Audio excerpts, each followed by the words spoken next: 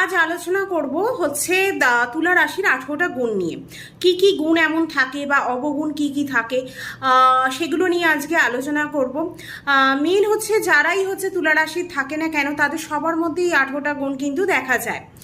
সেটা মেয়ে হতে পারে বা ছেলেও হতে পারে, সবার মধ্যেই এই গুণগুলো কিন্তু দেখা যায়।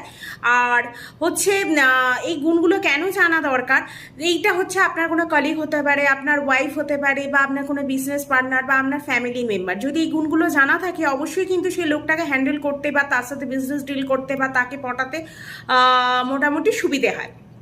তাই জন্য এই ভিডিওটা দেখা খুবই আবশ্যক। কেন 18টা কি এমন ইম্পর্টেন্ট গুণ থাকে।